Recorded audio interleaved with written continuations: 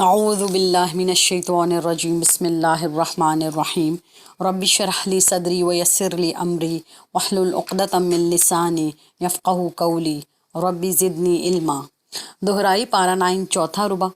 اور سورہ انفال کی آیت 1 سے 16۔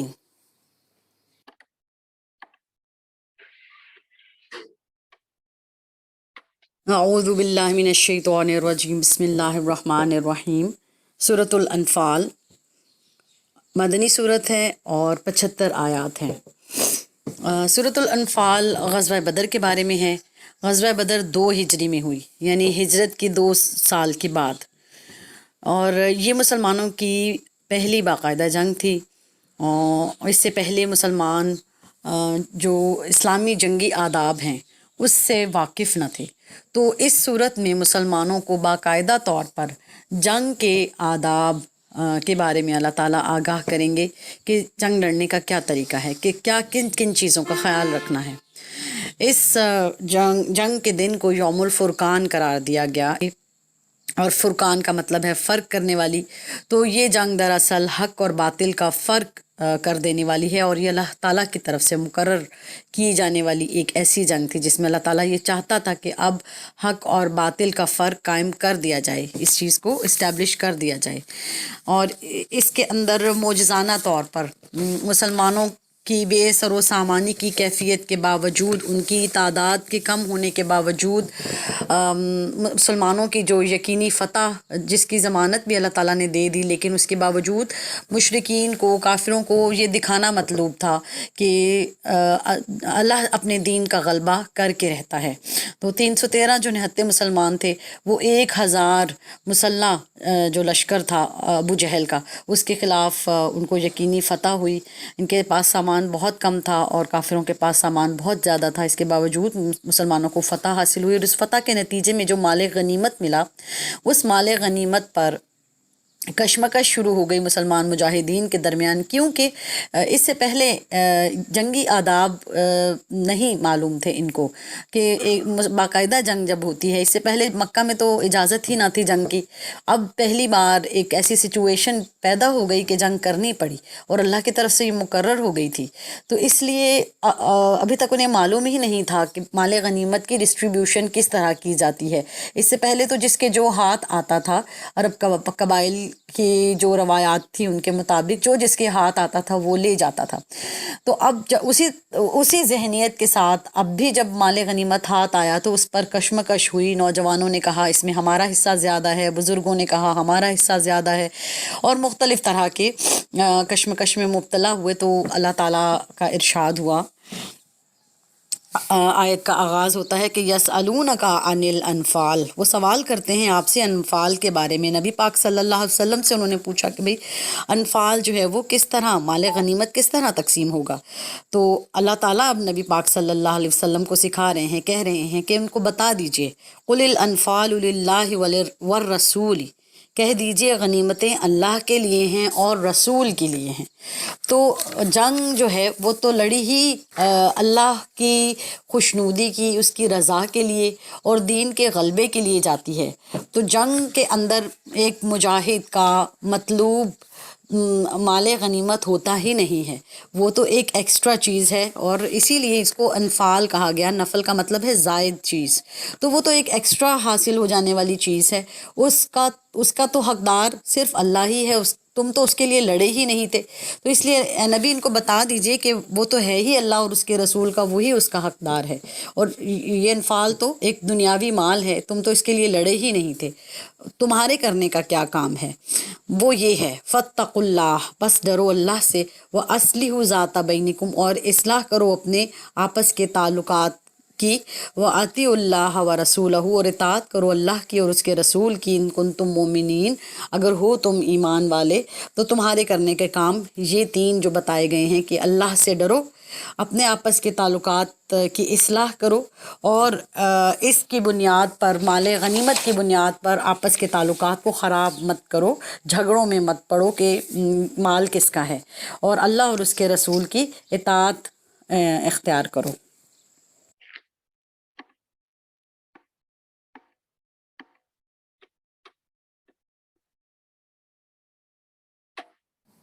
اب انہی آیات کو سوالات کی مدد سے سمجھنے کی کوشش کرتے ہیں۔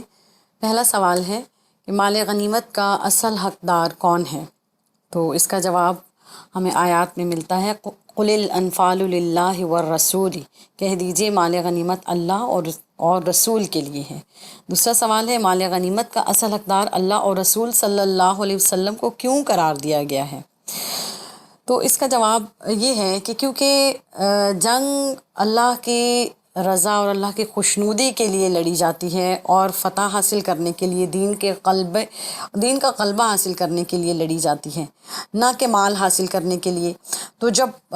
مومن مجاہدین کا مطمع نظر وہ مال ہوتا ہی نہیں، تو پھر وہ مال غنیمت کا اصل حقدار اللہ ہی قرار پاتا ہے، اور رسول چونکہ اللہ کا نمائندہ بن کر اس دنیا میں ان کو مبعوث کیا گیا ہوتا ہے، اس لیے اللہ اور رسول کو اس مال غنیمت کا حقدار قرار دیا جاتا ہے۔ اور خاص طور پر اگر غزوہ بدر میں دیکھیں تو یہ جنگ خاص طور پر اللہ تعالیٰ نے معجزانہ طور پر مسلمانوں کو اس میں فتح دلوائی، تو اس میں خاص طور پر یہ چیز اور زیادہ خصوصیت کے ساتھ واضح ہے۔ مومنین کو، تیسرا سوال ہے کہ مومنین کو کیا ہدایات دی گئی ہیں؟ تو مومنین کی ہدایات فاتقوا اللہ، بس تم ڈرو اللہ سے، واصلحوا، اور تم سب اصلاح کرو، ذات بینکم، اپنے درمیان، واطیعوا اللہ، اور تم سب اطاعت کرو اللہ و رسولہ، اور اس کے رسول کی۔ تو تین کام بتائے گئے مومنین کو کرنے کے۔ کہنے کو تو لسٹ آؤٹ جب کیے جاتے ہیں تو تین ہی کام ہیں، لیکن ایک پورا لائف سٹائل ہوتا ہے انسان کا۔ صرف ایک لفظ تقویٰ جو ہے، اگر پورے قرآن کا نچوڑ دیکھیں تو صبر اور تقویٰ کے علاوہ کم ہی کوئی چیز ایسی ہمیں نظر آئے گی کہ جو ایک لفظ میں ایک پورا لائف سٹائل ہمیں نظر آئے۔ تو کہنے کو یہ ہمیں لگتا ہے ہم لسٹ آؤٹ کر کے دو تین چیزیں آیات میں سے نکالتے ہیں، لیکن جب ان پر غور کیا جائے تو ہماری پوری زندگی کو بدل دینے کے لیے کافی ہوتی ہیں۔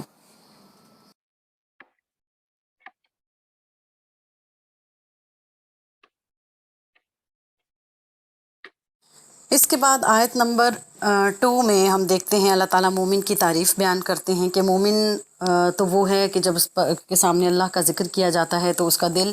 ڈر جاتا ہے، جب اللہ کی آیات اس کے سامنے پڑھی جاتی ہیں تو اس کا ایمان کو بڑھا دیتی ہیں۔ وہ اللہ پر توکل کرنے والے لوگ ہوتے ہیں، وہ نماز کو قائم کرنے والے لوگ ہوتے ہیں، اور وہ اپنے مال میں سے خرچ کرنے والے لوگ ہوتے ہیں۔ تو مومن کی یہ تعریف جو یہاں شروع ہوئی ہے، یہ مومن کی تعریف کا پہلا حصہ ہے، اور اسی صورت کے آیت 74 میں مومن کی تعریف کے مزید دو پہلو آئیں گے، اور وہ دلی یقین اور عملی جہاد کے بارے میں ہیں۔ تو اس طرح یوں سمجھ لینا چاہیے کہ دوسری اور سیکنڈ لاسٹ آیت، ان دونوں کے درمیان میں یہ پوری صورت ہے، اور ان دونوں آیات کے اندر، آیت نمبر 2 اور آیت نمبر 7 کے اندر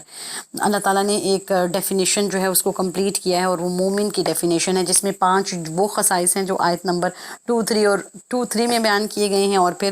2 وہ خصوصیات ہیں جو آیت نمبر 74 میں بیان کیے گئے ہیں۔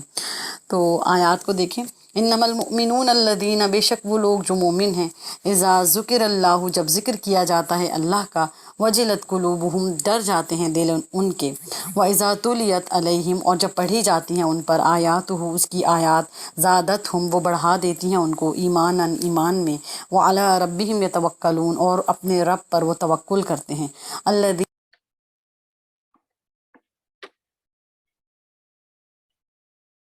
یقیمون الصلاۃ، وہ لوگ جو نماز قائم کرتے ہیں، ومما، اور اس میں سے جو رزقناہم، رزق دیا ہم نے ان کو، ينفقون، وہ خرچ کرتے ہیں۔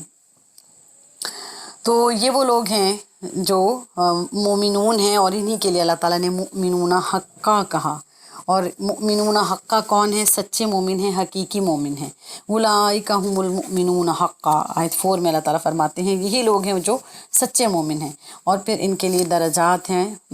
اعلیٰ درجات ہیں، بلند درجات ہیں، بخشش ہے، عزت والا رزق ہے۔ کیا ارشاد ہوتا ہے؟ لہم درجات عند ربہم، ان کے لیے درجات ہیں ان کے رب کے پاس، ومغفرۃ، اور بخشش ہے، ورزق کریم، اور رزق ہے عزت والا۔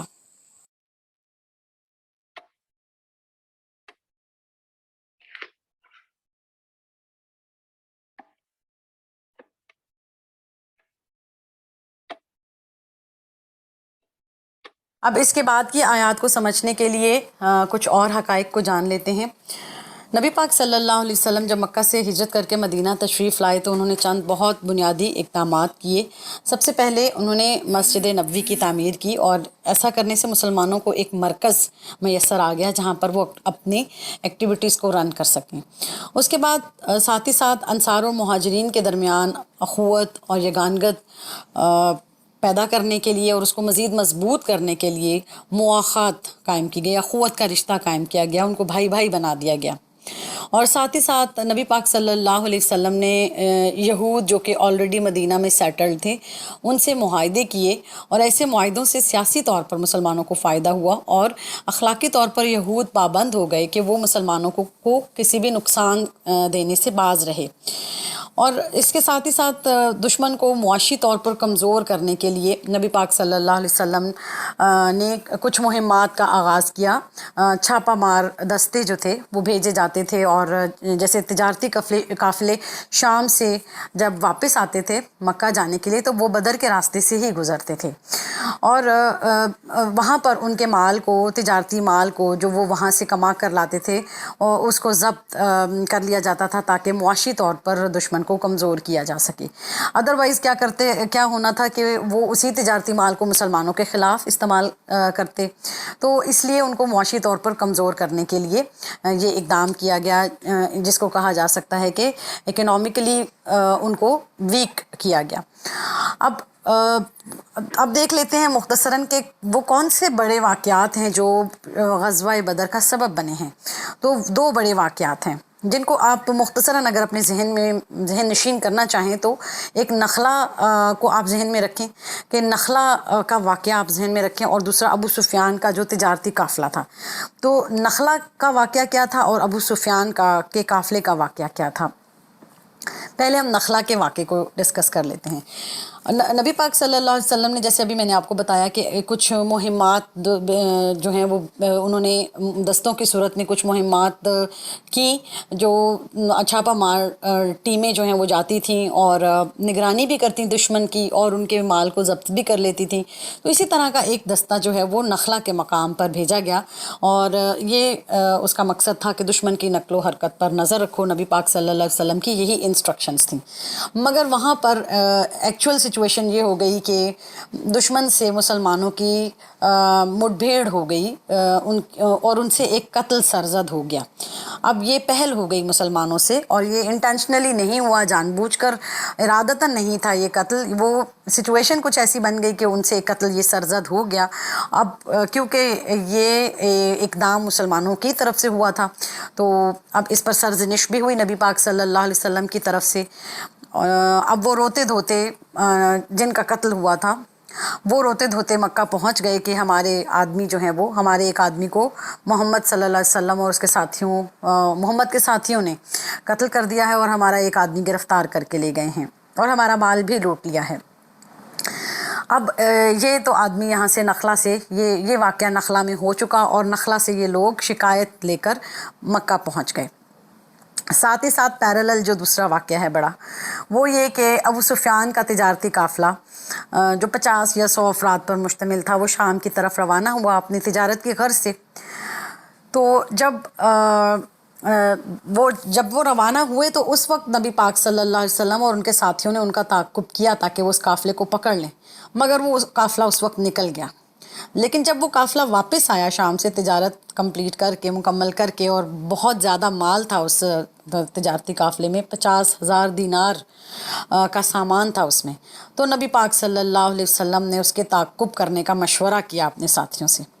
اب ایسے میں ابو سفیان کو خطرہ محسوس ہوا، اور انہوں نے 2 اقدامات کیے۔ ایک تو انہوں نے یہ اقدام کیا، جیسے ہی انہیں یہ محسوس ہوا کہ ہم پر حملہ ہو سکتا ہے یا ہم پر حملہ ہونے والا ہے، تو انہوں نے اپنا راستہ بدل لیا، کیونکہ عمومی جو راستہ تھا وہ شام سے بدر اور بدر سے مکہ، یہ راستہ تھا ان کا، یہ روٹ انہوں نے بدل لیا، اور وہ نیچے کو ساحل سمندر کی طرف ہو کر انہوں نے وہ راستہ، اس راستے سے وہ ہو لیے، اور اس طرح وہ بدر کے مقام پر آئے ہی نہیں، اور ان کا سامنا نہیں ہوا نبی پاک صلی اللہ علیہ وسلم سے۔ دوسرا جو اقدام ابو سفیان نے کیا وہ یہ کہ فوراً سے ایک ایلچی روانہ کر دیا مکہ، اور ان کو یہ پیغام دے بھیجا کہ ہم پر حملہ ہونے والا ہے اور ہمیں خطرہ ہے محمد صلی اللہ علیہ وسلم اور ان کے ساتھیوں سے، اور فوراً سے ہمارے لیے مدد بھیجی جائے۔ تو جیسے ہی یہ ایلچی پہنچا مکہ، اسی وقت نخلا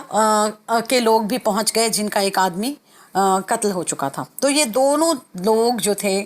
دونوں یہ ایلچی اور وہ لوگ نخلا والے، یہ دونوں بیک وقت تقریباً مکہ جب پہنچے تو اب وہاں کی سچویشن اس طرح کریٹ ہو گئی کہ محمد صلی اللہ علیہ وسلم اور ان کے ساتھی جو ہیں ان کے خلاف ایک لشکر تیار کیا جائے۔ تو یہ لشکر تیار ہوا ابو جہل کی نگرانی میں، اور وہ 1000 کا لشکر لے کر 900 اونٹ اور 100 گھوڑے لے کر وہ وہاں سے روانہ ہو گیا۔ اب تھوڑا سا بات کر لیتے ہیں مشاورتوں کی۔ آیات کے اندر جب ہم ڈسکشن دیکھیں گے تو 2 طرح کی مشاورتیں جو ہیں وہ ہمیں دیکھنے میں ملتی ہیں۔ ایک مشورہ اس وقت ہوا جب نبی پاک صلی اللہ علیہ وسلم ابھی مدینے میں تھے، اور انہوں نے اپنے ساتھیوں سے مشورہ کیا کہ کیا ابو سفیان کے قافلے کا پیچھا کرنا چاہیے یا نہیں کرنا چاہیے، مقابلہ کرنا چاہیے یا نہیں کرنا چاہیے، جب ابو سفیان کا قافلہ جو ہے وہ تجارت کا مال لے کر آیا۔ تو مسلمانوں کا کیونکہ جنگ کا ارادہ تو نہیں تھا، اور ظاہر ہے کہ تجارتی قافلہ بھی مال بردار تھا، تو وہ بھی ایک ایسی سچویشن میں نہیں تھے کہ جنگ کرتے۔ تو اس وقت جب نبی پاک صلی اللہ علیہ وسلم نے اپنے صحابیوں سے یہ مشورہ کیا تو 2 طرح کے مومنین ان کو ملے۔ 2 طرح کے مومنین جو تھے ان میں 2 طرح کے لوگ تھے، یوں کہنا چاہیے۔ ایک تو وہ تھے جو سیدھے سادے نیک لوگ تھے، جو مزاجاً امن پسند تھے اور امن پسندی کی وجہ سے جنگ نہیں کرنا چاہتے تھے، اور وہ یہ کہنے لگے کہ ہمیں پہل نہیں کرنی چاہیے۔ اور جبکہ دوسرے جو تھے وہ انہی کے اندر منافق بھی چھپے ہوئے تھے، تو وہ تو ظاہر ہے کہ یہی مشورہ دیں گے کہ بالکل جنگ نہیں کرنی چاہیے، کیونکہ انہیں تو ہر وقت اپنی جان کی فکر رہتی تھی اور نہ وہ کسی مصیبت میں پڑنا چاہتے تھے۔ بہرحال طے یہ ہوا کہ قافلے کا پیچھا کیا جائے گا، اور کیونکہ یہ جنگ نہیں تھی اس لیے کوئی بھی جنگ کی طرح سے تیار نہ ہوا، اور نہ ہی ان کے پاس کچھ ایسا ساز و سامان تھا کہ وہ جنگ کی تیاری کرتے، جس کے ابو سفیان کے قافلے کو آپ پیچھا کرنے کے لیے مدینہ سے نکل آتے ہیں، اور نکل کر وہ صفرا کے مقام پر پہنچتے ہیں، جو کہ مکہ کے قریب ہے یہ مقام۔ جب وہ اتنی دور تک پہنچ جاتے ہیں تو وہاں پر دوسری مشاورت ہوتی ہے، اور یہ مشاورت ایسی سچویشن میں ہوتی ہے کہ جب یہ صفرا کے مقام پر 2 چیزیں ہوتی ہیں۔ ایک تو نبی پاک کو اللہ تعالیٰ صلی اللہ علیہ وسلم کو اللہ تعالیٰ وحی کے ذریعے انفارم کر دیتے ہیں، بتا دیتے ہیں کہ تمہارے سامنے 2 چیزیں ہیں، شمال سے ایک تو تجارتی قافلہ آ رہا ہے ابو سفیان کا، اور جنوب سے ابو جہل کا لشکر آ رہا ہے۔ ان دونوں میں سے ایک کے خلاف تمہیں فتح یقینی طور پر مل جائے گی۔ یہ وحی کے ذریعے سے اللہ تعالیٰ نے نبی پاک صلی اللہ علیہ وسلم کو بتا دیا۔ اور دوسرا، آپ کو اپنے سورسز سے بھی، اپنے جو آپ کے جاسوس تھے، اپنے کارندے تھے، ان کے ذریعے سے بھی ابو جہل کے قافلے کا علم ہو چکا۔ اب یہ علم جو ہوا وہ صفرا کے مقام پر ہوا، جبکہ آپ مدینہ سے جنگ کے لیے نہیں نکلے تھے، آپ تو صرف ابو سفیان کے تجارتی قافلے کا پیچھا کرنے کے لیے نکلے تھے۔ اب ابو جہل کے 1000 کے لشکر کے مقابلے میں آپ کی اس وقت ایسی سچویشن تھی، اور اللہ تعالیٰ نے آپ کو جب یہ مشورے کا بھی کہا تو آپ نے اپنے صحابہ سے جب یہ مشورہ کیا تو اس وقت بھی پھر کچھ صحابہ نے اور یقیناً یہ وہ صحابہ ہیں جو ایسے جو آپ کے ساتھ جو لوگ تھے ان کے اندر جو منافق چھپے ہوئے تھے، یہ وہ لوگ تھے، تو انہوں نے یہ کہا کہ اس وقت ہمیں یہ جنگ نہیں لڑنی چاہیے، انہیں تو اپنی موت اس میں نظر آ رہی تھی۔ تو ایک یہ مشاورت جو ہے، جو دوسری مشاورت ہے، یہ صفرا کے مقام پر ہوئی۔ تو اب اس سارے پرسپیکٹیو میں ہم دیکھتے ہیں کہ آیات کے اندر کیا بات ہو رہی ہے۔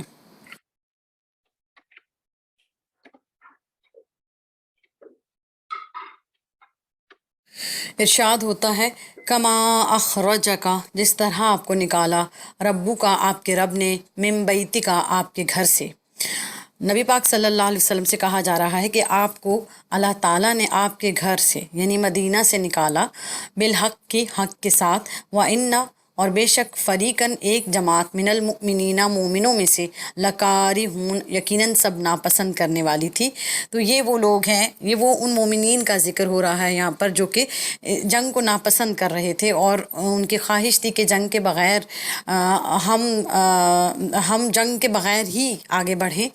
اور جنگ میں کوئی فائدہ نہیں، جنگ میں کچھ نہیں رکھا۔ ان میں وہ دونوں طرح کے لوگ شامل ہیں، ایک تو وہ جو منافقین تھے اور دوسرے وہ جو نیک سرشت مومنین تھے، اور وہ مزاجن امن پسند تھے اور جنگ کو پسند نہیں کرتے تھے۔ یجادلون کا وہ سب جھگڑتے ہیں آپ سے فی الحق حق میں، بعد ما تبین بعد اس کے کہ واضح ہو گیا تھا وہ، کأنما گویا کہ یساقون وہ سب ہانکے جا رہے ہوں الی الموت موت کی طرف، وہم ینظرون اس حال میں کہ وہ سب دیکھ رہے ہیں۔ تو یہ یہاں پر جو یجادلون کا وہ سب جھگڑتے ہیں، یہ یہاں پر جو بحث ہو رہی ہے ان کی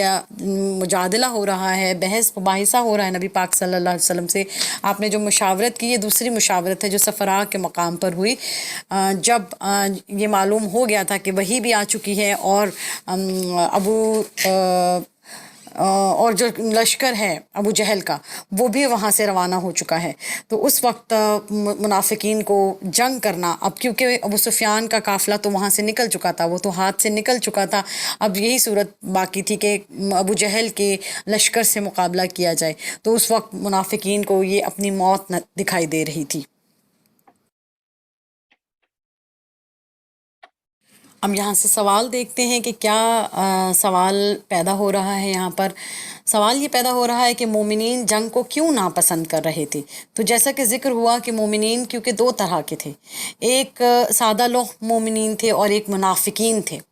تو جو منافقین تھے وہ تو ظاہر ہے جنگ کو ناپسند کریں گے، وہ نہیں چاہیں گے کہ ہم اپنی جان مشکل میں ڈالیں، اور اپنی جان سے ہاتھ دھونے کے لالے بھی پڑے رہیں ان کو۔ اور جو سادہ لوگ تھے وہ اپنی سادگی میں، وہ امن پسندی میں جنگ کو ناپسند کر رہے تھے۔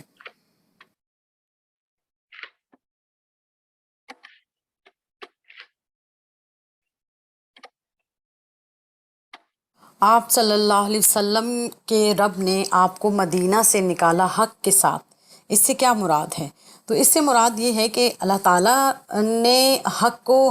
حق ثابت کرنا مقرر کر رکھا تھا، یہ اللہ کی طرف سے مقرر تھا کہ یہ جنگ ہو کے رہنی ہے، اس لیے اللہ تعالیٰ نے آپ کو مدینہ سے نکالا، بدر کے میدان میں لے کر آئے، اور یہ اللہ کا فیصلہ تھا کہ آپ کو مدینہ سے نکال کر بدر کے میدان میں لے کر آئیں، اور ایک 313 نہتے مسلمانوں کا مقابلہ 1000 کے مسلح لشکر کے ساتھ کروا کے اور فتح دلوائیں اور حق کو حق ثابت کریں۔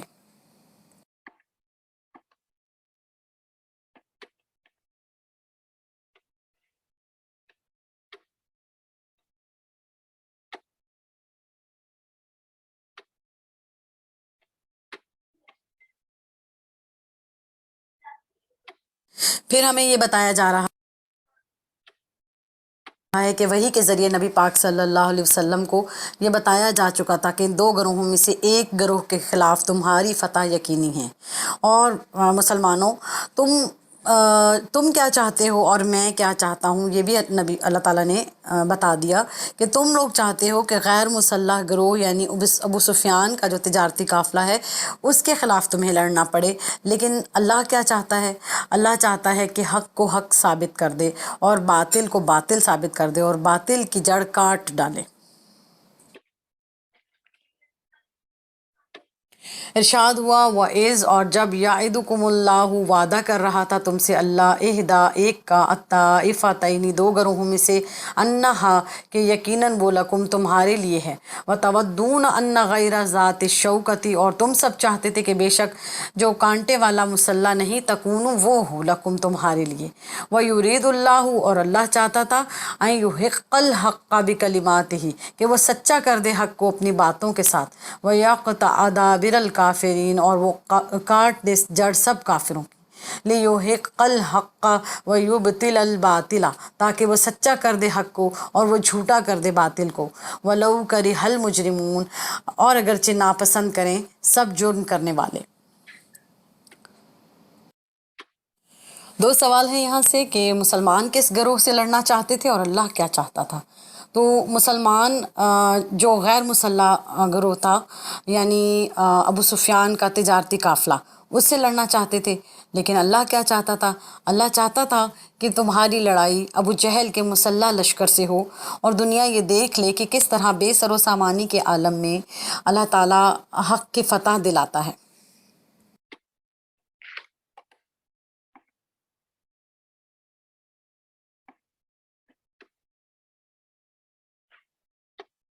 ارشاد ہوتا ہے، اذ تستغیثون ربکم، جب تم سب فریاد کر رہے تھے اپنے رب سے، فاستجاب لکم، تو اس نے دعا قبول کی تمہاری، انی، کہ بے شک میں، ممدکم، تمہاری امداد کرنے والا ہوں، بِأَلْفٍ مِّنَ الْمَلَائِکَةِ مُرْدِفِین، 1000 فرشتوں سے جو ایک دوسرے کے پیچھے آنے والے ہیں۔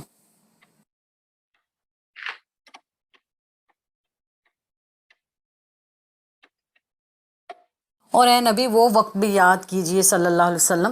جب آپ بدر کی رات اللہ تعالیٰ سے دعائیں کر رہے تھے، فتح کے لیے اللہ سے مدد طلب کر رہے تھے، تو اللہ تعالیٰ نے آپ کی دعا قبول کی اور 1000 فرشتوں کے ذریعے سے آپ کو مدد بھیجی۔ سوال ہے یہاں سے کہ اللہ تعالیٰ نے کتنے فرشتوں کے ذریعے مدد بھیجی؟ تو بہت ظاہر جواب ہے اس کا، 1000 فرشتوں کی مدد بھیجی اللہ تعالیٰ نے۔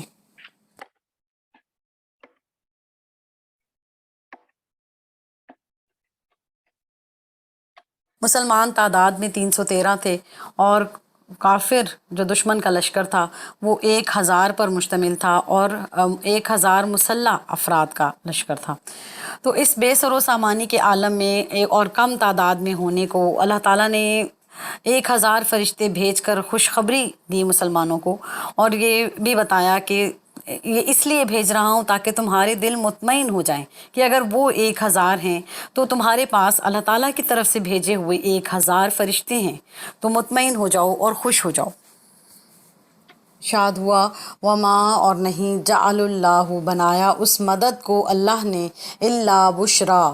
مگر خوشخبری، ولتطمئن، اور تاکہ مطمئن ہو جائیں، بھی اس سے، قلوبکم، تمہارے دل، ومن نصر الا من عند اللہ، اور نہیں ہے مدد مگر اللہ کے پاس سے، ان اللہ عزیز حکیم، بے شک اللہ نہایت غالب، خوب حکمت والا ہے۔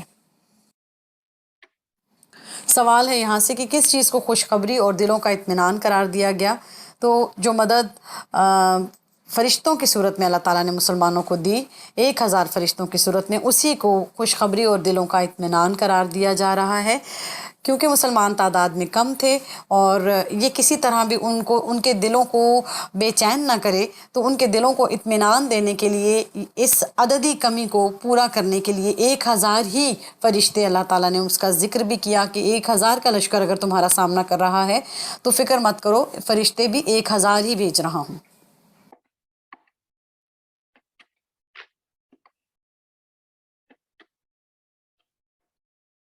غزوہ بدر میں مسلمانوں کے حصے میں جو جگہ آئی لڑائی کے لیے،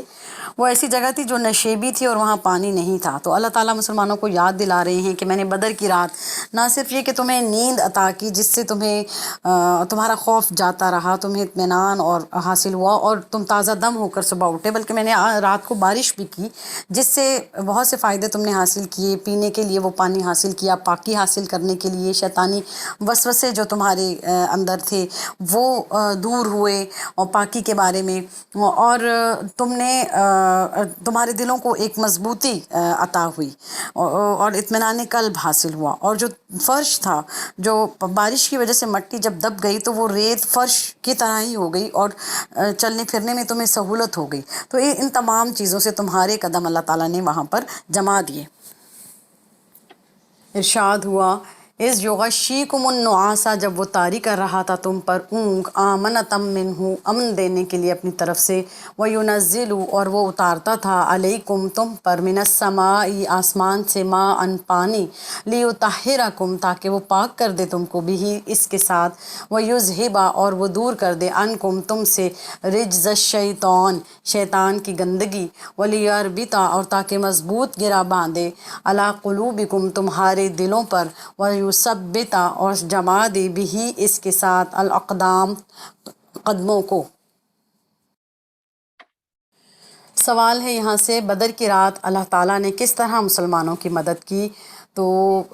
دو بہت امپورٹنٹ چیزیں ہیں۔ ایک تو یہ کہ جنگ سے پہلے والی رات میں نیند کا آ جانا، اونگ کا آ جانا، اور ایسی اونگ جو امن دینے والی ہو، جو خوف کو دور کر دینے والی ہو، یہ کسی بھی طرح کسی نعمت سے اور بہت بڑی مدد سے کم نہیں۔ اور دوسری چیز بارش کا برس جانا، آسمان سے پانی اتر آنا، کیونکہ یہ ایسی جگہ پر تھے جہاں ان کو پانی کی کمی تھی، پانی وہاں موجود نہیں تھا، اور یہ ایسی جگہ پر تھے جہاں کہ زمین کو سخت ہونے کے لیے بھی بارش کی ضرورت تھی، تو ان کو پاکی حاصل ہوئی اس پانی سے، اور ان کی زمین سخت ہوئی، اور شیطان کی گندگی جو وسوسے ان کے دلوں میں تھے وہ بھی دور ہوئے، اور وہ جگہ بھی پاک ہوئی، ان کے دلوں کو مضبوطی بھی عطا ہوئی، اور ان کے قدم وہاں پر جم گئے۔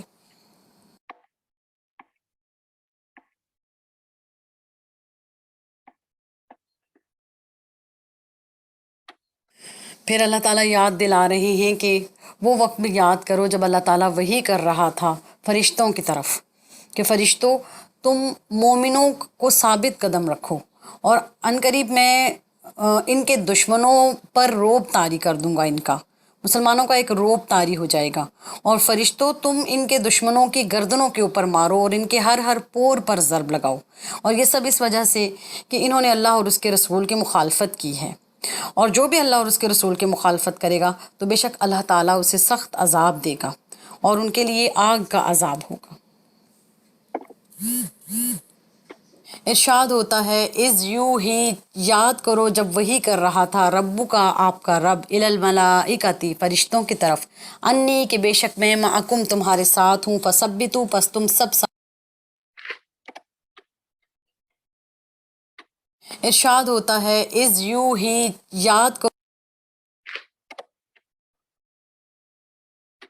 ارشاد ہوتا ہے، از یوں ہی یاد کرو جب وحی کر رہا تھا ربو کا آپ کا رب الی الملائکتی فرشتوں کی طرف، انی کہ بے شک میں معکم تمہارے ساتھ ہوں، فثبتوا پس تم سب ثابت قدم رکھو، الذین آمنوا ان لوگوں کو جو ایمان لائے سب، سألقی ان قریب میں ڈال دوں گا، فی قلوب الذین ان لوگوں کے دلوں میں جنہوں نے کفروا کفر کیا، ان سب نے الرعب روب کو، فضربوا پس تم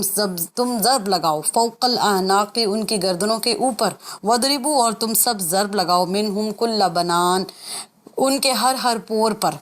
ذالکا یہ بانہم اس وجہ سے کہ بے شک شاق اللہ سب نے مخالفت کی اللہ کی، ورسولہ اور اس کے رسول کی، ومن یشاقق اللہ اور جو مخالفت کرے گا اللہ کی، ورسولہ اور اس کے رسول کی، فإن اللہ تو بے شک اللہ تعالیٰ شدید العقاب سخت سزا دینے والا ہے، ذالکم یہ سزا ہے، فذوقوہ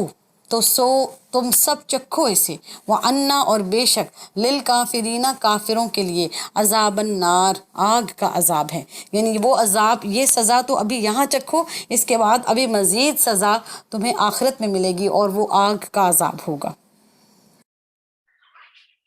یہاں سے سوال ہے کہ اللہ نے مسلمانوں کی مدد کے لیے فرشتوں کو کیا حکم دیا؟ تو اللہ تعالیٰ نے کہا کہ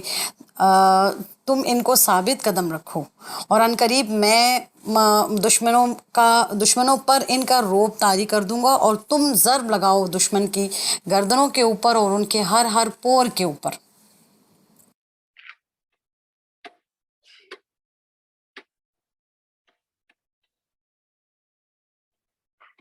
پھر مسلمانوں کو حکم دیا جا رہا ہے کہ اگر تمہارا مقابلہ دشمن سے ہو تو تم اپنی پیٹھ پھیر کر مت بھاگو، سوائے اس کے کہ یہ ایک جنگی چال ہو، تمہیں اسلحہ لانے کی ضرورت پیش آ گئی ہے، یا لڑتے لڑتے کم رہ گئے ہو، کسی اور گروہ سے مل کر مدد یا طلب کرنے کی ضرورت رہ گئی ہے، تو اس صورت میں تو جائز ہے۔ اس کے علاوہ لشکر سے جب مقابلہ ہے تمہارا تو تم پیٹھ پھیر کر مت بھاگو، جو کوئی ایسا کرے گا وہ اللہ کے غضب کا شکار ہوگا، اور اس کا ٹھکانہ جہنم ہے، اور وہ بہت بری جگہ ہے۔ ارشاد ہو رہا ہے، یا ایھا الذین آمنوا اے لوگو جو ایمان لائے ہو، اذا لقیتم الذین کفروا جب تم ملو ان لوگوں سے جنہوں نے کفر کیا، زحفا لشکر کی صورت میں، فلا تولوہم الادبار تو تم سب پھیرو ان سے اپنی پیٹھیں، ومن یولہم اور جو پھیر لے ان سے यौम इज़िन दुबुरहु, उस दिन अपनी पीठ, इल्ला मुतहर्रिफन लिक़ितालिन, सिवाय पैंतरा बदलने वाले के लड़ाई के लिए, औ मुतहय्यिज़न इला फ़िअतिन, या पनाह पकड़ने वाला हो अपनी किसी जमात की तरफ, फ़क़द, तो यकीनन, बाआ, वो लौटा, बेग़ज़बिन मिनल्लाहि, अल्लाह के गज़ब के साथ, व मअवाहु, और उसका ठिकाना जहन्नमु, जहन्नम है, व बिअसल मसीर, और वो बहुत बुरी जगह है, बहुत बुरा ठिकाना है। मुनज़्ज़म और बाकायदा जंग के लिए मुसलमानों को क्या नसीहत की जा रही है या क्या उसूल बताया जा रहा है? तो बताया जा रहा है कि ए मोमिनो, जब भी तुम काफिरों से तुम्हारा सामना हो लश्कर की सूरत में, तो उनसे कभी भी पीठ फेर कर मत भागो, सिवाय इस सूरत में कि ये एक जंगी चाल हो और तुम्हें असलहा लाना हो, या तुम कम रह जाओ और तुम्हें किसी गिरोह से मदद तलब करनी हो और तब तुम रास्ता बदलो, अदरवाइज़ तुम कभी भी उनसे पीठ फेर कर मत भागो। और दूसरा सवाल है कि जंग में पीठ फेर कर भागने वालों का क्या अंजाम बताया गया? तो अल्लाह ताला इंतहाई गज़बनाक अंदाज में ये बता रहे हैं, तो यकीनन वो लौटा अल्लाह के गज़ब के साथ, यानी उस पर अल्लाह का गज़ब होगा और उसका ठिकाना जहन्नुम होगा, जो कि एक बहुत ही बुरा ठिकाना है।